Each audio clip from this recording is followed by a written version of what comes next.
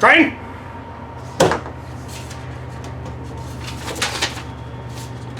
Welcome back. Q&A. Friday. Fanmail. Lovely.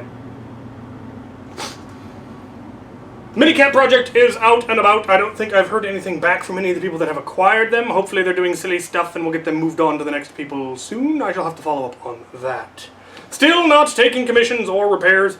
Entirely too busy. You may have noticed on the fact that I've been cranking videos out left and right because there's just so much stuff going on. And I don't even do reviews. I can't imagine how Wallcom's coping. Life is doing well. I'm actually doing a lot better than I have been recently. Good stuff has been going on. Some big changes potentially coming down the pipeline that may or may not affect some of you. We will see. We will see. All good stuff. Definitely good stuff. Alright. Let's get to these questions. Telmachus2814. Have your light, heavy, and juggernaut loadouts changed significantly in terms of equipment? No. No, not really. They've stayed pretty steady. I do have some that I'd like to upgrade, but I haven't gotten the blasters yet. There's some neat blasters out that I get asked about them later. Villapoto RV2. How much do you spend on average for each one of your mods? I have no idea. So like this one probably cost $2 at most, whereas tier, I don't even know how much tier cost. Hundreds probably. It varies wildly from build to build. Colin Simone. Do you know of any good surplus websites for buying surplus gear for loadouts? Good? No. No, I've never bought surplus gear from a website. I would just go to Google and type in Army Surplus and hope for the best. Alex McPherson. Seeing as you have levels of Bard, do you or any of your siblings play any instruments? And most of us did. One of my older sisters played flute and piccolo. The other one played clarinet and oboe. I play French horn and Irish penny whistle. And my youngest sister plays flute, fife, penny whistle, and kalimbo. So, yeah, all of us. Well, most of us. Some of us. 2. Which 3D printed blaster that you do not already have are you most looking forward to? I don't remember the name of it, but it's the auto pistols that Out of Darts recently reviewed. Those look fantastic. Also, the Aurora. I would love to get my hands on one of those because those look amazing. Yeah. And 3. What is your favorite Springer blaster to modify?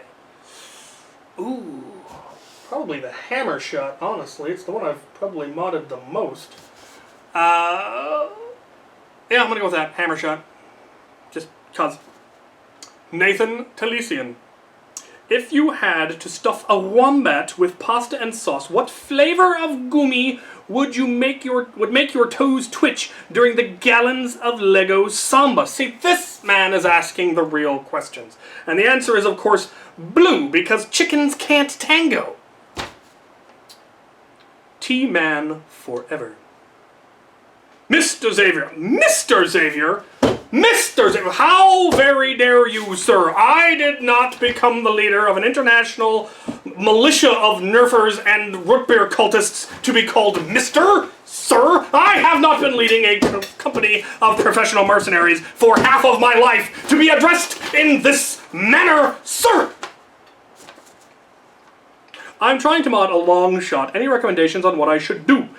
You should put a heavier spring in it and possibly increase the strength of the internal parts using either some manner of reinforcements, be it metal or epoxy, or replacing them with some sort of internals kit. They can be very expensive if you start getting the good stuff like the rose gold artifact stuff, but you can get by with just a spring upgrade. If you go past a certain spring weight, you are going to have to add a pump grip. But other than that, spring, upgrade to spring. It's a great platform. And the nice thing is that you can do it in increments. You don't have to go you know, all the way to 11 right away. You can just do a spring at first, and then maybe get an upgraded breach, and then maybe go to a sealed breach, and then a pump grip, and little bits and little bits. That's the nice thing about it. It is a very, since it was such a popular platform, there's a lot of things you can do with it. So do a little research, figure out what you want, and go with it. Starfall Galaxy. Captain, you've gained control of the Empire. What do you do? I disband it and reform a republic. The Nick Streak. Sounds familiar. How does your Drain Blaster rocket launcher work? Well, you load a rocket in the front, and then you pump the thing, and then you pull the trigger, and it goes, whoop, and launches it. It just has a post. I mean, the Drain Blaster goes to here, and then the post is here, so when you slide the rocket on, there isn't any dead space. And it works very, very well. Winsler 1244. How did you make your targets for on the range? Well, they're just serving trays, aluminum serving trays. They're really flimsy. I spray painted them and put the numbers on them, and then hung them with string to some wood that I screwed to the trees. Very simple. Unless you mean the freestanding ones, in which case it's just a PVC frame with a couple of dollar store pie pan hung on string. Very simple. Royals Empire. Would you like a Jack of Blades masks from Fable? I have absolutely no idea what that is, and I definitely want one. Take that! Oh, so close. Kind of hit the power cord. Round 2. Grenadine Jacob. If you could answer this question, do you prefer carbine or assault rifles in real steel? Don't know that I have a favorite, but I probably lean towards carbines just because they're compact and I like that. Also, do you like grenadine ice cream? I don't know that I even know what grenadine ice cream is. So probably not. I might like it. I might have had it and just didn't know that that's what it was called. This is how life works. Bipedal Narwhal. Do you have any words of wisdom and or inspiration for soon-to-be engineers? Learn to love math. Math is cool, and you must love it. Bob Lands. I enjoy Carcassonne immensely. Do you play Catan? I played Catan precisely once with a group of friends and was informed that I was not allowed to play it anymore. This was because of the Skittles incident, which has become a phrase in my lexicon, bringing Skittles to Catan. And it was a duplicitous move, I admit this wholly.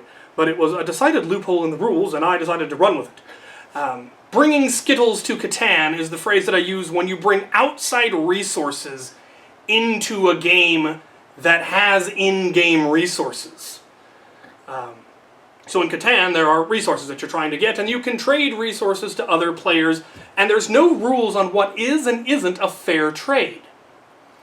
You could trade, you know, one piece of material in exchange for 10 if you needed 10 and the person needed 1, and that, you know, it's up to you. As far as I know, there are no rules concerning what makes a fair trade or not. And as far as I know, there also is nothing in there saying you can't just give people resources without getting a trade. It's not a good move within the game unless you're, you know, working together or you make an agreement that I will trade you this now, but you have to trade me stuff later. It all comes down to how you're playing.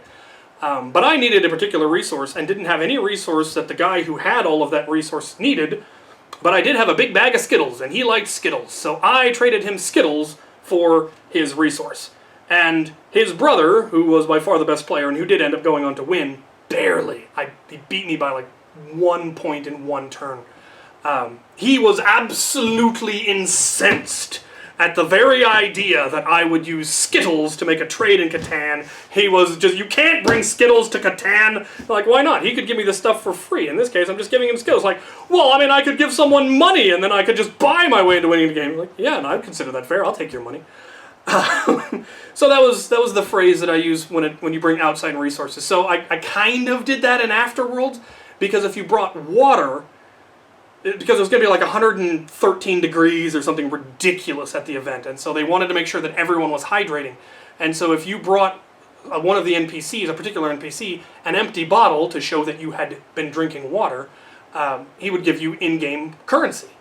And if you brought a full water bottle that he could then give to people who didn't have water, he would give you more in-game currency. And this was announced before the game, so I brought 3 pallets of water and just got all of the money and all. Actually, I traded it all for ammunition, and so I had just my festooned with bullets, which in the game are a serious commodity. But that was kind of a form of bringing Skittles to the Catan. It kind of turns games into pay to win, which is a scummy thing to do, and I generally don't encourage it, but yeah, Skittles to the Can. I'm not allowed to play Catan anymore because of that. Well, he's not with that group of friends. Another board game that I always loved, I loved Clue, because it was logic puzzles. And we played, at that same game night, we then, after Catan, played Clue. And I won on my first turn.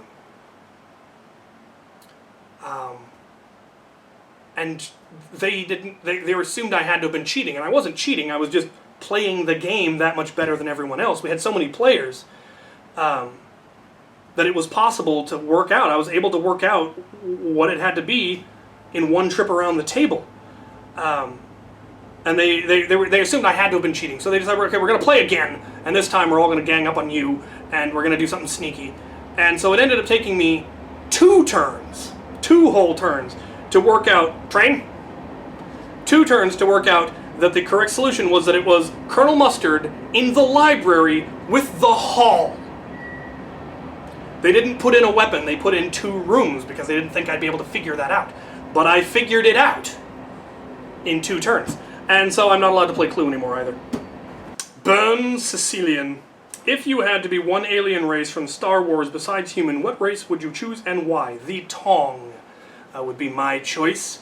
In certain versions of the lore, at least in the older versions of the lore or the legends or what have you, the Tong was a second intelligent race that also was native to Coruscant, but was driven off the planet by the humans, and they were the founders of the Mandalorians originally, and then eventually it became less about the race and more about the creed and all of that as time went on, and most of them, I think, got driven into extinction by numerous wars.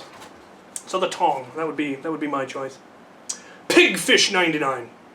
What is, bar none, the heaviest spring you have in your collection? I'm not entirely sure where it is, but I was given a spring by the Jankmeister that apparently came out of a U.S. Army helicopter. And yeah, it's ridiculous. And I don't know what I'd ever do with it. He just brought it because he thought it would be a cool thing to put in the collection. And I agree! It's around here somewhere. It's in a box. Josh Bull. Kirk, Picard, or Cisco? Yes, the ageless question. I would lean towards Cisco, if for no other reason than the fact that he punched Q. And Q needed punching. Uncaring Entertainment. Captain, what is your opinion on the Dreadnoughts, or folk punk in general? I had to Google it just to find out what it was. Not quite my style, but there were places where I could see it definitely fitting in. But not something I'm going to listen to recreationally. Rocco D'Antonio. What was the most morally challenging, questionable decision you ever had to make in D&D? Oh, probably in one of the most recent campaign that I was in, which was mostly the crew. We were hoping to make a channel out of it. It hasn't happened yet because plague. But we're playing essentially a cross between the crew and the cast of Firefly, the main crew, the crew from Firefly. Professional mercenaries of a sort, but also kind of odd jobs. And we took a job from Judd's character when he was here, the Aussie Nerf cowboy.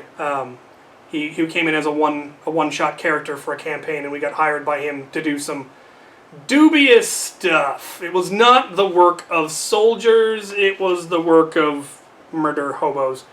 And a great deal of murder hoboing kind of took place. But the plan, well, we ended up having like 3 or 4 contingency plans in place, because I knew Judd was going to play a squirrely character who would try to do his best to cause the most chaos possible. So we had plans within plans within plans to prevent him from being able to cause as much chaos. In the end, we hit him with an airship. We ran him over with an airship. Twice. and we let them live. But yeah, just that taking that job in general was really kind of a, this is going to go badly and we shouldn't do it. People are going to die and it's going to be all our fault. We didn't even get paid as much as we should have, but yeah, that was, people died. It was dubious. Some of them deserved to die. Others of them definitely didn't. And they wouldn't have if we hadn't taken, well, they might have. It might have been worse if we hadn't taken the job. That's kind of the, if we let him hire actual murder hobos, there's going to be a lot more killing. If we do it, then there will be less murder hoboing, but there were still people who died that I would rather didn't die. So the last thing I said to him is, if we ever run into each other, you better hope you see me first, because if I see you first, you will be dead before you see me. And he went, yeah, that's fair, and left. So, yeah. Sir Tannen, what is your favorite rival blaster? Tier. Current 2020 release. Probably the Takedown. Of all time? Tier? Modded, unmodded, third party? Tier? Tier's gonna win a lot, because Tier was my dream blaster to have, and I have it, and now I haven't come up with anything that I want more than a backpack-fed minigun, so, yeah. But I really like the Takedown, just the design of it is, I really think, very, very cool. Now for a serious question that may be a little bit more involved.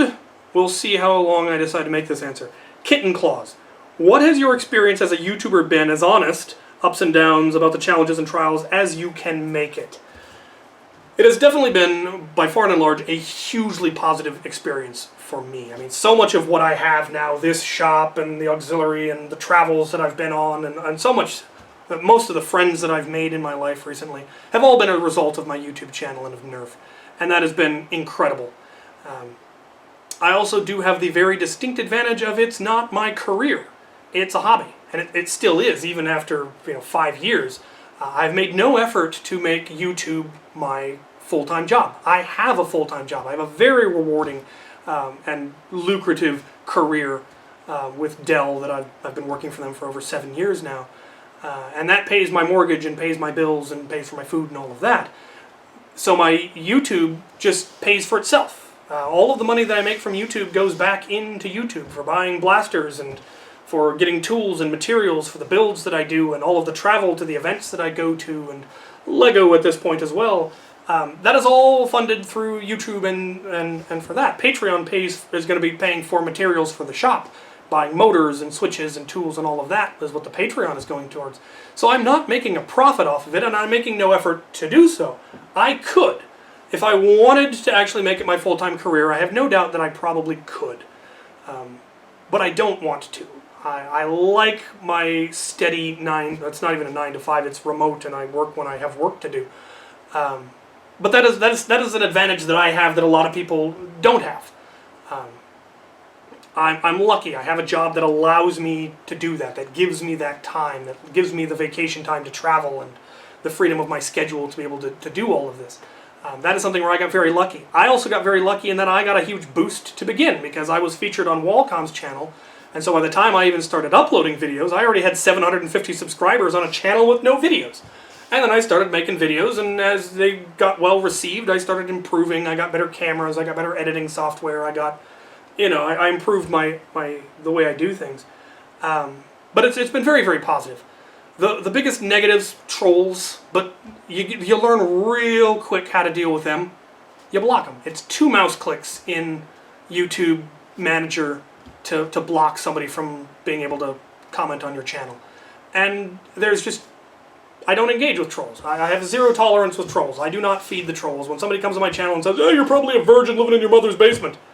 Well, I own a house. I know it's not true. That doesn't insult me. That doesn't make me feel bad. Or, you're a man-child. You should just get into airsoft. I've done airsoft. I didn't enjoy it. I enjoy Nerf. So it doesn't hurt my feelings. And it's a whole two mouse clicks, and they're gone. I never have to see their comments again. And that's the way to deal with trolls. Don't engage them. That's what they're after. They're after the attention. They want to get you riled up because it makes them feel good. They're projecting their insecurities onto you, and once you realize that and understand the psychology, you just, no, click, click, done. Not worth my time, not worth my energy. There are a lot of, I don't have any really good advice on how to get into YouTube, because like I said, I'm doing it differently than a lot of people who are doing it for a business. There are no end of videos out there on how to get into YouTube by professionals who have made it big. I would go watch theirs. But for me, it's been wonderfully rewarding because, I mean, most of the greatest things in my life right now came as a result of that, and that's been awesome. I look forward to getting to travel more in the future. I had trips to Europe and Australia lined up, but plague ruined all of that. But when the plague passes, when the vaccine comes out and I can travel again, I will. I will be traveling to Europe. I will be seeing Auxiliary there. I'll be traveling to Australia and seeing the Auxiliary. It's going to be fantastic, and I cannot wait. And that's only possible because of YouTube. So the little issues of dealing with trolls and the occasional frustrations with YouTube making problems, and you know the big scare with Kappa, and now YouTube putting mid-roll ads on everybody's video, whether you wanted them or not. I had to go through all 800 some odd videos on my channel and remove the mid-roll ads because I hate them and don't want them on my channel. Little frustrations like that are the worst that have happened to me, and so for me it's been very, very positive.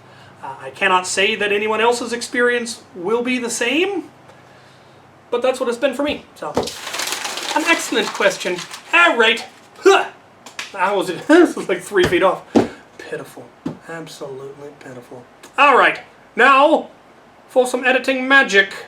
And now, for the package. I'm going to open these two packages now because I have reason to believe that one of them contains a hat. I don't have a hat for the opening sequence, so I'm going to open them and see if they've got a hat, and then I will do the opening sequence, and I'll edit it all in, and you won't know anything about it. Alright. Let's try this one first. What do we have? We have... I don't know. We have a note. So much hat! From Nathan to Leasing and wife. Ha! They're sending me hats again. Fantastic. It's a horse. It's the head of a horse. That's Bombe de Cheval. I like it. Alright, let's take a look at this one.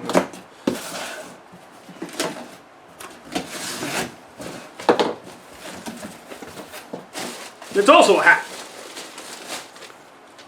And some stuff. What do we got? What explanations? Another hat from Nathan to Leasing and wife. You've got a fever and there's only one cure. More slide whistle. What? What? They sent me a fedora looking thing. Interesting. I dig it. Oop! Another hat. It's a propeller beanie. That is fantastic. And another hat.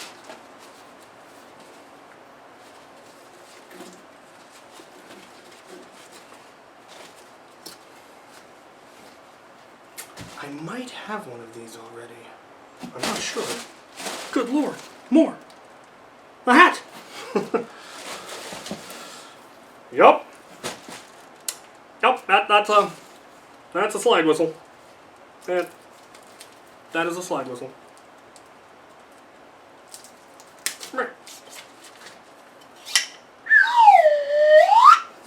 Yup. I will find a use for this somehow. Now, to decide which hat to wear in the opening. I'm definitely going with the propeller beanie first. For reasons. And now for the questions that you've actually already seen. And then the loot. Right. Well, they've already covered the hats sent to me by the Talesians, which are awesome. They sent me 2 months worth of hats, which is fabulous. Hopefully, before too much longer, Halloween will be in the Goodwills and I'll be able to get silly hats. Anyway, one other thing. Will whoever sent this in to get fixed, send me your mailing address because it got damaged on the box and I don't know who you are or where to send it. So email me and I will get this mailed out ASAP. Alright, on to the package. We have one package here. It says Fragile. Must be Italian. Comes from a Wayne Kent Comics. open on video. Well, alright then.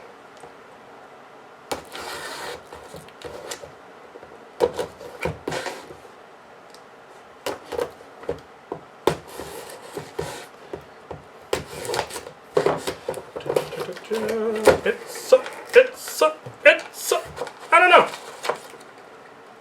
No idea. What do we got? Open on video. Dear Captain Xavier, I am 11 and really like your channel. You got me into modding my Nerf guns. Well, actually, I've modded them. I haven't modded them yet, but still. I'm sending you a Nerf gun that I was hoping you could put in a K26 video and figure out what brand it is. You can keep it. I'm also sending you 2 Lego figures to add to your collection. One is just a simple medieval knight, and the other one is a fugitive from the year 8036. He became a pirate, which explains his peg leg, hook arm, and flintlock pistol. He then became a knight, which is why he has a sword and torso. After that, he was a sheriff in the Wild West, which is where the hat and revolver came from. Of course, these are all in different time periods. Please don't just shove the figures in a bucket. Oh no, they will go on display. And for Q&A, I would like to ask, which one of your Nerf friends would you prefer to be stuck with at the end of the world? Also, do you have any Rebel arrows? If so, could you send some? I would appreciate it. I found a bow and thought that maybe Rebel arrows might work for it. It's not Nerf, but if you need a picture, I could send you one through email. Yeah, go ahead and email me, and we can possibly discuss it. I think I've got some Rebel arrows. I might be willing to part with one for a good cause. Very cool. I added a little surprise near the Lego figures in the box. Don't question the stickers. Oh, I have no need to question stickers. Stickers are awesome. Okay, let's see what we have in here. We have a HoverTech. That is a surprisingly stout spring. I am curious. I will see what I can find out about it, and I will definitely try it in an episode. It's got a good AR seal for being off-brand. It's made in China. HoverTech. Interesting. Interesting. I will see what I can do. Alright. We've got the minis.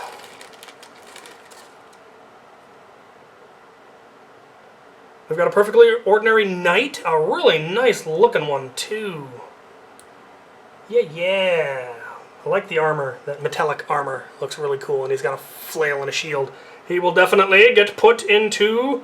Oh, you make the arms match the shield. That is really slick. Yeah. That guy will definitely be going into... I have an army that uses that, so he will end up a hero in that army. And then we have... Oh, that is absolutely... Oh no, his hook is broken. Such will happen. I didn't know they made holsters for those. That has got to be an off-brand thing. That is really cool. So he's got knight armor, a flintlock pistol, a hook, clearly a space pirate from his face, cowboy hat, the belt. I've never seen that belt before. It's got a holster for the revolver. It's got a clip for holding a sword, and then it has something on the back that you could also probably put... Yep, you could also put a sword on that loop on the back. I would love to know where you got that, because that is really slick. Probably brick arms or one of those, but I've never seen that before. That is a really cool character. Yeah, I'll make a little stand for him and put him in my collection of other really cool characters. And apparently there's something else in here. Green Army Men! Very cool. I had these growing up and loved them. He's missing his bayonet. Doesn't look like he ever had the bayonet. When did they stop molding him with a bayonet? It looks like he's clearly about to bayonet somebody. What's he going to do without a bayonet? Oh, I like the one that's saluting. Very cool. That appears to be it. Shall keep the packing peanuts from getting blown around the room by my fan. Huh! Very cool. Those are really... I really like those figures. Very, very cool. And yes, this will go on the list for K26. The soldiers will go on display. Alright, we have one more package. Another one from Daniel Dillman. He's been sending me stuff like nobody's business. I need to get around to answering those questions. I swear, I will, one of these days, answer those questions. Aha! A note! Is that glitter? Looks like glitter. Hey, Captain, nothing says take that, plague, like resuming life and enjoying a slice of Christmas 130 days early. I hope you enjoy the presents. I'm glad you liked the hands from the last... That was such a good... That was so much fun. I only realized how creepy it looked without knowing it was puns. When you were like, that's weird. Glad you got the joke. I'm looking forward to your answers to my questions. Yes, I will. Don't worry, I'm patient. I recently helped out my church, put videos online YouTube, and quickly realized how tedious and time-consuming it can be. You're a trooper for posting so many videos. Again, don't get burnt out. I know you're not taking commissions, but would you consider selling a modded Strife from your collection? I'm a bit of a tight for cash right now, but I could trade some vintage Lego for one of if you were willing. I have the Lego Saber Island. Ooh. And other smaller stuff to make it worth your while. If not, that's okay, no pressure. Otherwise, have yourself an awesome day. Stay plague-free. Long time fan, 5th time box. Daniel, we will have to talk in email. We might be able to work something out. Train! Tissue paper. Tissue paper. They're actually wrapped like Christmas presents. Nerf darts in package. Distance. Nice. Could be anything. Dubious. We'll start with the little one.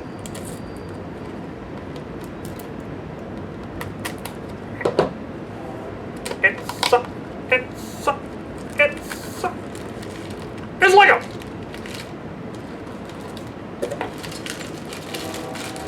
Oh wow! It's an old castle one. I'd love to know where he's getting these. It's a cart! I think I've done this one in a video. One of the various weapon carts. They did these little... They used to do a lot of these little sets. It came with a minifig and a bunch of minifigure accessories and stuff, and it just helped you build your armies and have cool stuff for your castles, and they don't seem to do that as much anymore, and it's kind of sad. Alright. Oh, man. They all... That's happiness. I can hear it. Oh no, I've done the ribbon wrong.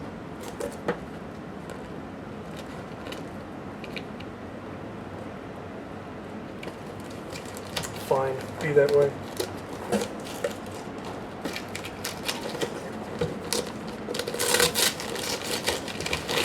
It's a box! Just what I always wanted!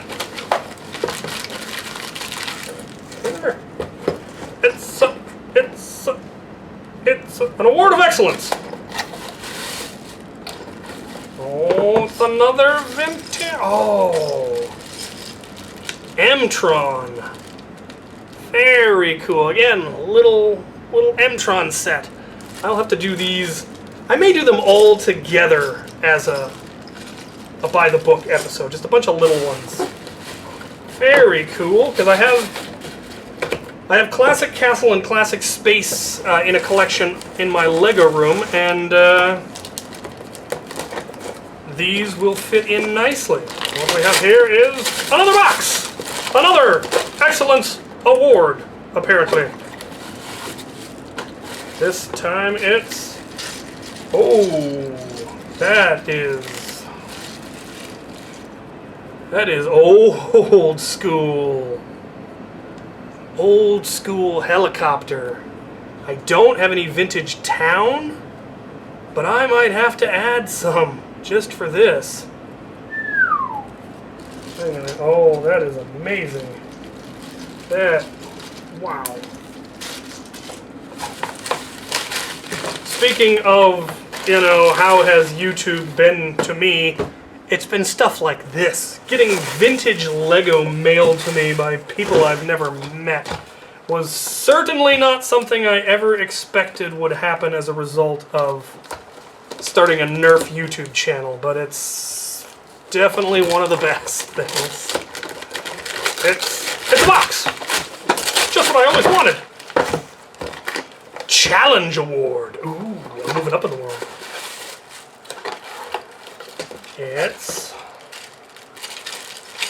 It's random stuff. Oh, only the best stuff too. Armor, dragon heads, elf hair, torsos. Gimli's helmet? Oh, Black Falcon. One of my favorite factions. Excellent. Snakes. Wagon wheels. Castle walls. Cloaks. Orc swords. A shako. Nice. Ooh, an orc shield. Oh. Well, the Bull Knights torsos. Those I don't have very many of. Very, very cool. I'd love to know where you're getting all this, but I also love that it just keeps showing up. I will make it a point to get those questions replied to so we can discuss stuff.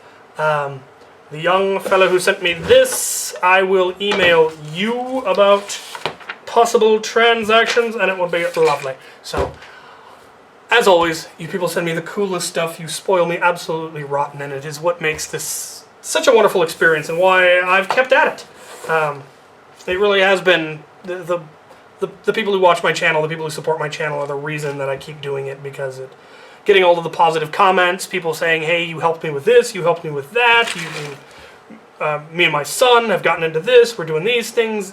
That's the kind of stuff that makes it worthwhile and why I enjoy doing this, and why I like my channel being primarily educational as opposed to pure entertainment, because that to me has more value and it seems to be more valuable to people.